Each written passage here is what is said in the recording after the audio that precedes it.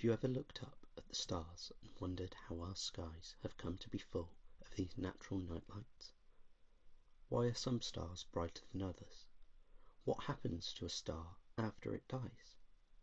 Well, today, that's exactly what I'm going to be talking about. Welcome to How Stars Work. First, the formation of protostars. The life cycle of a star starts with giant clouds of dust and gases called nebulae. When disturbed by shock waves caused by nearby supernova explosions, the process of gravitational collapse is initiated. This results in dust and gases being gradually pulled together, with their gravitational pull increasing as they form a smaller and denser core. Eventually, the pressure within this reaches a point where compression and friction between atoms causes it to start heating up massively. This glowing hot central core is called a protostar and is the infant stage of all stars. Next, the main sequence. The next stage of a star's life cycle occurs when nuclear fusion begins and it enters what is known as the main sequence. Once the protostar reaches a temperature of around 10 million Kelvin, nuclear fusion begins to occur. In this process, the extreme temperature and pressure allows fast-moving hydrogen atoms to overcome their natural repulsive forces and collide. At this point, the two hydrogen nuclei fuse together to form a heavier helium nucleus, which also releases a huge amount of energy. This is because the helium nuclei has slightly less mass than the original two hydrogen nuclei, and the missing mass is converted to large amounts of energy in accordance with Einstein's famous E equals mc squared equation. At this point, the outward pressure forces from the nuclear fusion match the inwards gravitational forces, leaving the star in hydrostatic equilibrium. This allows the star to remain stable, maintaining its shape and size. At this point, a star can follow one of two paths depending on its size. If it's roughly the same size as our Sun, or if it is much larger than our Sun. After depleting their hydrogen supplies, large stars can reach the necessary temperatures and pressures to further fuse elements. This can result in fusion of helium into heavier elements, and so forth in massive stars.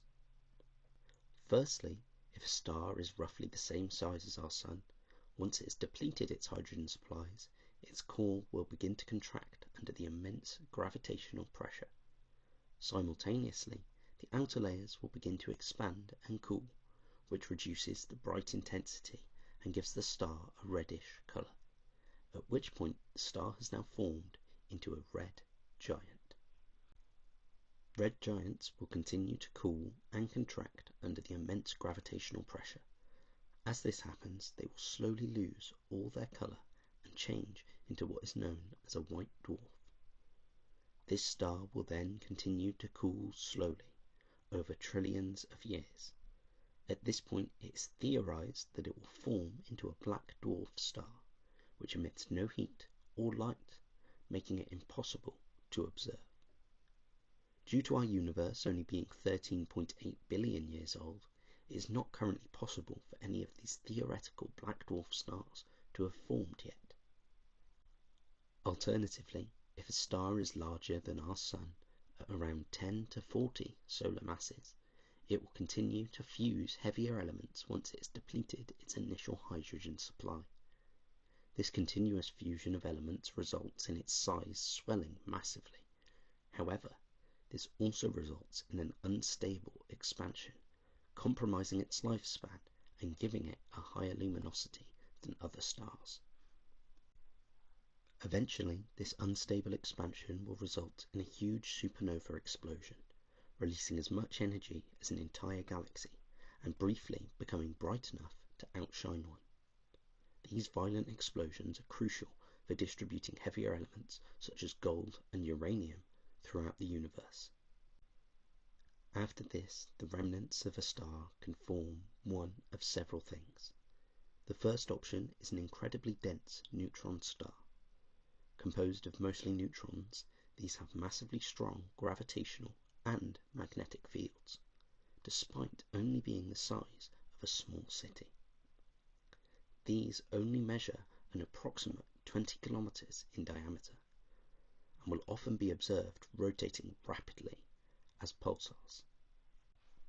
Another fate for incredibly large stars post-supernova will result in the formation of a black hole. The compression of massive amounts of mass into a tiny space results in gravity so strong that not even light can escape. An unobservable, inescapable region of space known as a black hole. These cannot be observed directly. However, we can detect them by observing their effect on nearby light and stars. Finally, if there is not enough remaining mass to form one of these two stellar structures, then the remains of the star will be distributed in a cloud of dust and gas, creating a new nebula and starting the cycle all over again. I hope you've enjoyed learning about these incredible structures that populate our night skies, illuminate our lives, and distribute important materials all across the universe. I will see you all again real soon, but for now, rest up and good night.